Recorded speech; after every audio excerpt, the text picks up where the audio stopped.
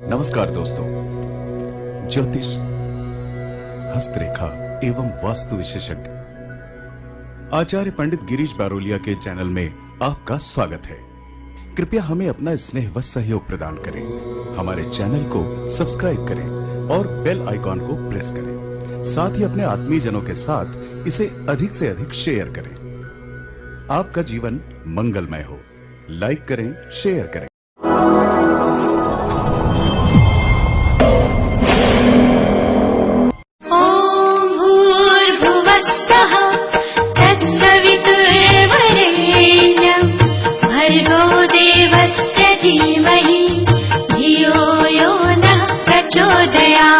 मित्रों, गायत्री मंत्र एक ऐसा मंत्र है जिसको जो भी व्यक्ति उसका नियमित रूप से जाप करता है उसे किसी न किसी प्रकार की कोई भी सिद्धियां अवश्य प्राप्त होती हैं।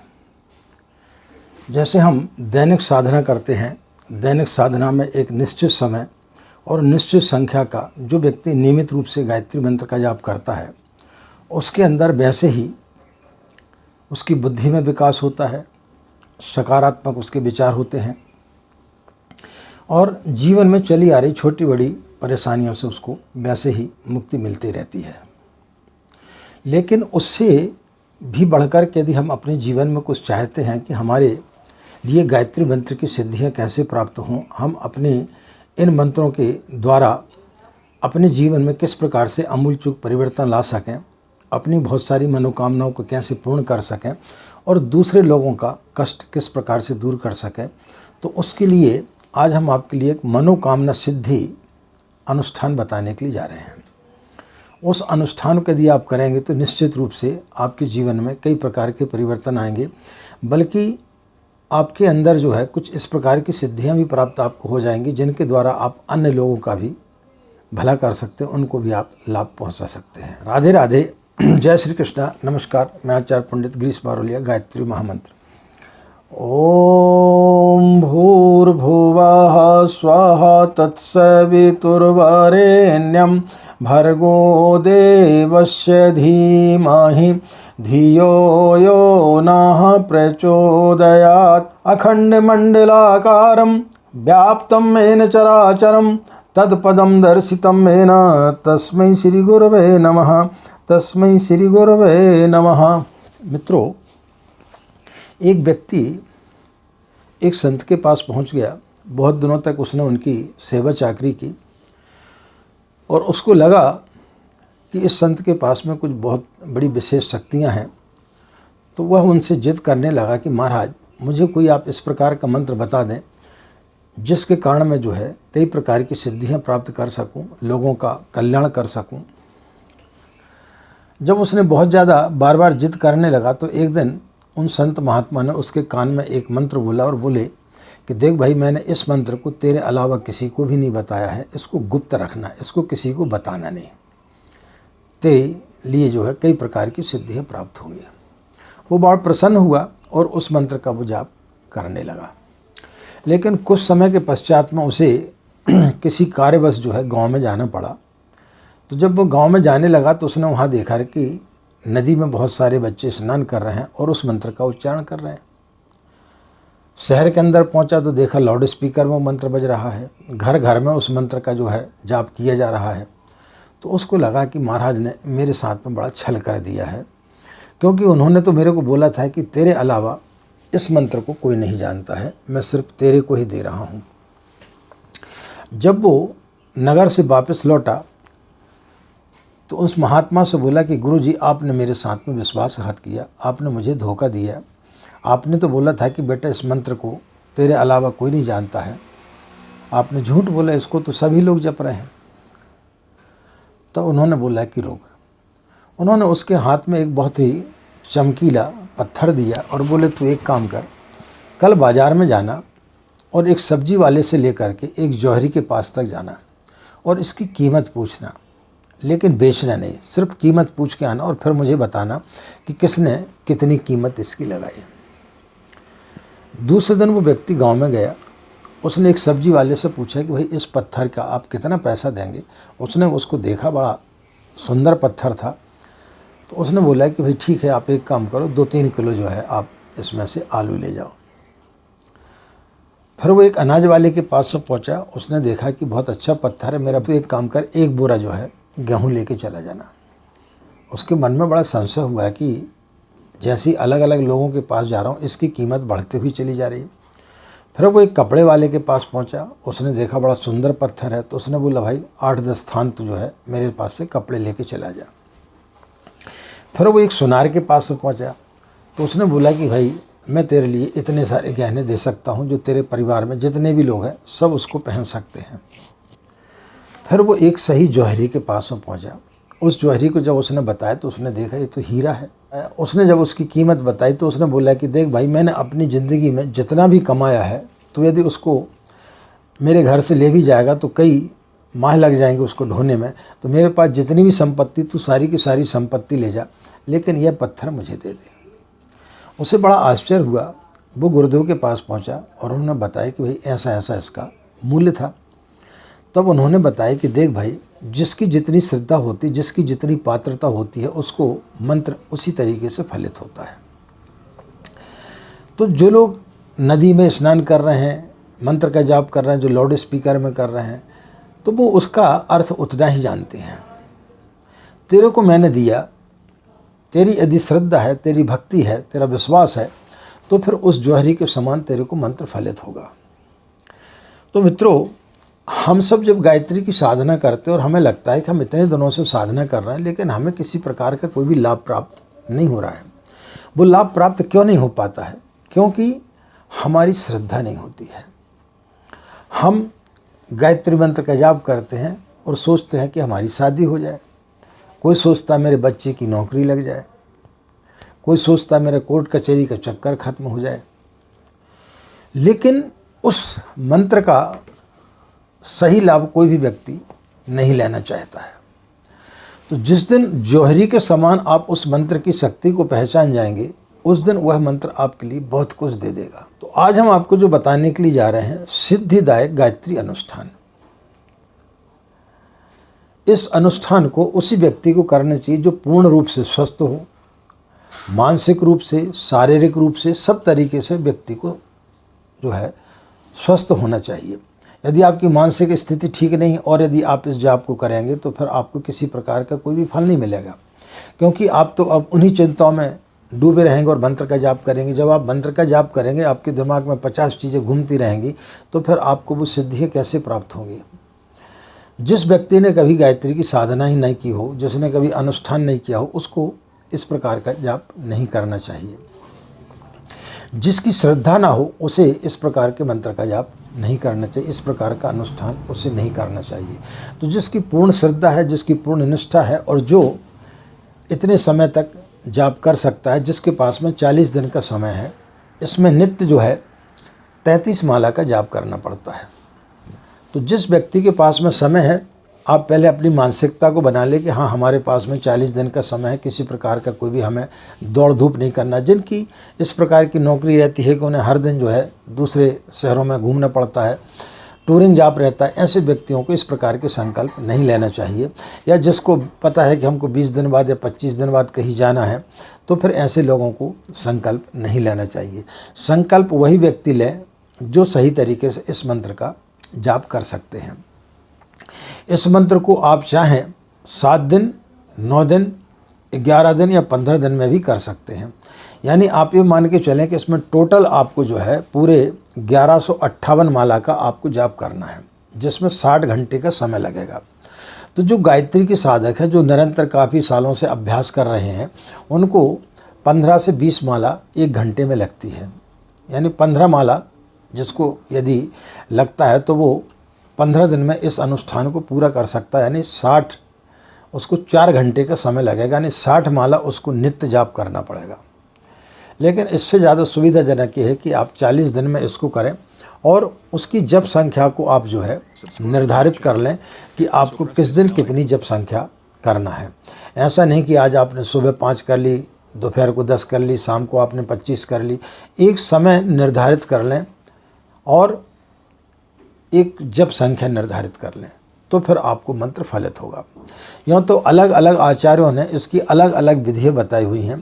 तांत्रिक साधनाओं में भी 1.25 लाख के अनुष्ठान की विधियाँ हैं, लेकिन उसमें तिल तिल करके आपको एक एक चीज़ का ध्यान देना पड़ता है। और आप थोड़े से भी यदि चूके तो फिर आपके लिए जो है लाभ की जगह बहुत ज़्यादा हानि भी हो सकती है। इसलिए इस प्रकार के तांत्रिक प्रयोगों में आपको नहीं जाना चाहिए।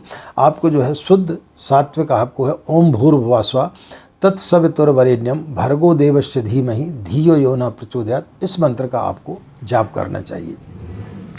तो जो व्यक्ति श्रद्धा और निष्ठा पूर्वक इस मंत्र का जाप करता है तो उसके लिए निश्चित रूप से कई सिद्धियों की प्राप्ति होती है।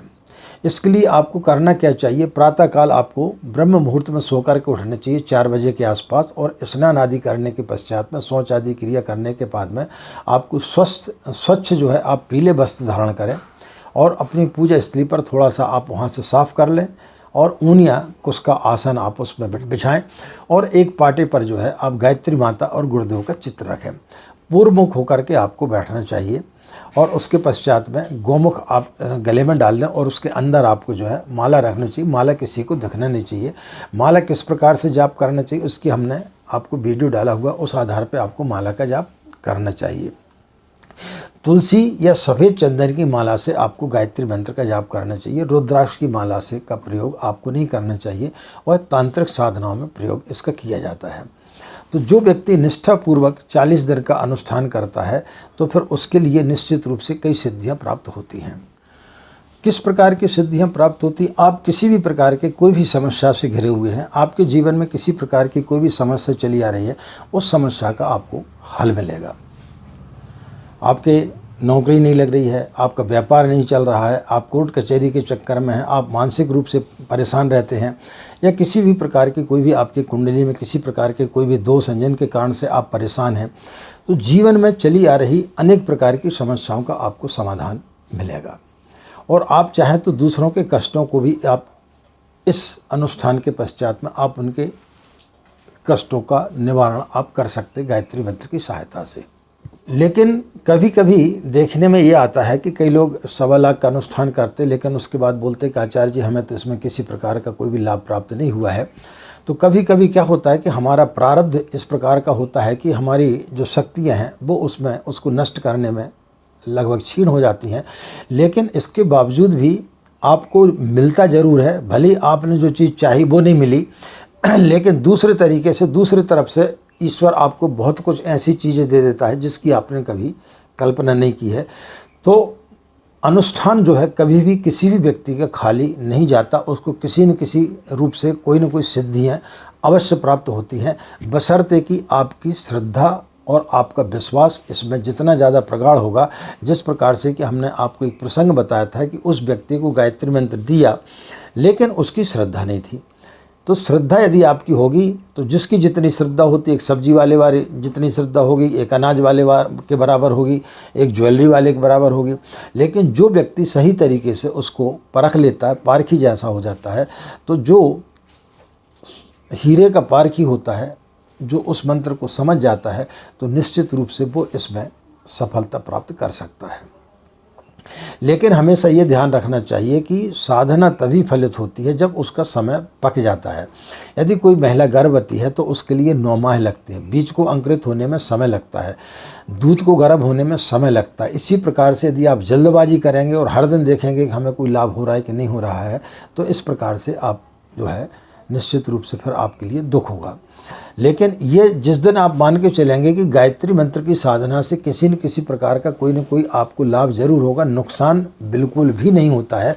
गायत्री मंत्र का जो भी व्यक्ति अनुष्ठान करता है उसे उसमें लाभ अवश्य होगा। उसके पश्चात में आप चाहें तो और भी आगे आप अनुष्ठान इत्यादि कर सकते हैं। अनुष्ठान करने का जो सही समय रहता है वो है सिद्धिदात्री 1.25 लाख अनुष्ठान का आपको प्रारंभ कब से करना चाहिए? देव शयनी एकादशी से लेकर के देव उठनी एकादशी तक, यानी इन जो 4 माह हैं, इस माह में इस अनुष्ठान को नहीं करना चाहिए। बाकी के जो 8 महीने हैं उसमें किसी भी शुक्ल पक्ष की द्वितीया से, द्वज से आप यदि इस अनुष्ठान को प्रारंभ करेंगे तो निश्चित रूप से आपको सफलता प्राप्त होगी। लेकिन अनुष्ठान करने के पूर्व अपनी पूर्ण रूप से मानसिकता बना लें, क्योंकि अनुष्ठान में आपको नियम कानून कायदे पूरे आपको जो है वो करना पड़ेगी। भूमि शयन करना पड़ेगा, आपको ब्रह्मचर्य से रहना पड़ेगा, आपको उपवास रखना पड़ेगा और आपको छल कपट नहीं करना पड़ेगा, झूठ नहीं बोलना चाहिए आपको। तो ये सारी चीज़ें आपको करना पड़ेंगी, तब मंत्र की सिद्धियां प्राप्त होती हैं। आप ये सब कुछ नहीं करेंगे और उसके बाद बोलेंगे कि हमें तो मंत्र की सिद्धि प्राप्त हुई नहीं हुई, तो कैसे होगी। तो जब तक आप अपनी चीज़ों को नहीं बदलेंगे, अपनी मानसिकता को नहीं बदलेंगे, तब तक आपको मंत्र की सिद्धि प्राप्त नहीं हो सकती। माला घुमाने से कुछ नहीं होता है। आप जब 33 माला का जाप करते हैं तो या तो आप एक काम करें, मिट्टी में थोड़ा सा गंगा जल को गीला करके मिट्टी को गीला कर लें और उसकी छोटी छोटी आप 33 गोलियां बना लें और उन गोलियों को अपने पूजा स्थली पर रख लें। और जब आपका मंत्र समाप्त हो जाए तो एक एक गोली को आप जो है अलग करते जाएं। तो इस प्रकार से आप उसकी संख्या को गिन सकते हैं, या माचिस की तीली भी आप रख सकते हैं, उनसे आप जो है उसका गिनने का काम कर सकते हैं। तो ये इस तरीके से आपको करना चाहिए। और माला से आपको गायत्री मंत्र का जाप करना चाहिए। तो जितनी निष्ठा पूर्वक आप करेंगे, जितना ज़्यादा आप मौन रहेंगे, जितना ज़्यादा आप सत साहित्य का अध्ययन करेंगे और जितना ज़्यादा आप सात्विक तरीके से रहेंगे, उतनी ही जल्दी आपको मंत्र फलित होगा। इसमें किसी प्रकार का कोई भी दो राय नहीं है। तो ये सिद्धिदात्री 1.25 लाख का जो अनुष्ठान है, वो यदि पुराने जो कार्यकर्ता हैं, जो लोग कर चुके हैं, वो यदि हमारे इस वीडियो को सुन रहे हैं तो उन्हें निश्चित रूप से करना चाहिए। पूज्य गुरुदेव ने इसे जो है अपने बांग्मय साहित्य में पृष्ठ नंबर 606 में लिखा हुआ है, गायत्री के अनुष्ठान परक साधनाओं में यह विधि दी गई है। तो इस विधि के माध्यम से यदि आप करेंगे तो निश्चित रूप से आपको सफलता प्राप्त होगी। और जो भी लोग करना चाहते हैं, यदि आप गायत्री का यह सिद्धिदात्री 1.25 लाख का अनुष्ठान करना चाहते हैं और आपके मन में किसी प्रकार का कोई भी संदेह है, तो हमारे व्हाट्सएप पर आप मैसेज डाल करके और हमसे समय लेकर के निःशुल्क आप इसकी जानकारी हमसे प्राप्त कर सकते हैं। लेकिन जो समय आपको दिया जाता है, सबसे बड़ी विडंबना ये होती है कि लोग हमसे व्हाट्सएप पर पूछते हैं कि आचार्य जी हमें गायत्री से संबंधित जानकारी चाहिए, और जब हम उनको समय देते हैं तो फिर वो इतने ज़्यादा निश्चिंत हो जाते हैं कि वो उस समय को देखते भी नहीं हैं, उस मैसेज को वो पढ़ते नहीं और 2 दिन बाद फ़ोन करते हैं, कोई 4 घंटे बाद फ़ोन करता है। किसी को हमने बोला 12 बजे आप फ़ोन लगाइए, वो 2 बजे फ़ोन लगा रहे हैं, 3 बजे फ़ोन लगा रहे हैं। तो जब आप यदि व्यस्त रह सकते हैं तो हमारी लाइफ तो बहुत ज़्यादा व्यस्त है, हम तो बहुत ज़्यादा व्यस्त रहते हैं। तो दूसरे के समय का आपको ध्यान रखना चाहिए। यदि आपको जो समय दिया उस समय पर यदि आप हमसे विचार विमर्श करेंगे तो फिर हम आपके लिए निश्चित रूप से मार्गदर्शन देंगे कि आपको किस प्रकार से इस साधना को करना चाहिए। तो मित्रों, इस साधना का आपको हर व्यक्ति को लाभ उठाना चाहिए। सिद्धिदात्री गायत्री अनुष्ठान, पूज्य गुरुदेव ने इसका नाम दिया है। तो यह अनुष्ठान के बारे में आज हमने आपको बताया। तो आशा है निश्चित रूप से हमारे वीडियो को सुन करके आप लोग इसका लाभ उठाएंगे। इन्हीं कामनाओं के साथ में कि आपका दिन मंगलमय हो, आप लोग खुश रहें, मस्त रहें। माँ गायत्री व पूज्य गुरुदेव की असीम कृपा इसी प्रकार आप लोग पर बनी रहे।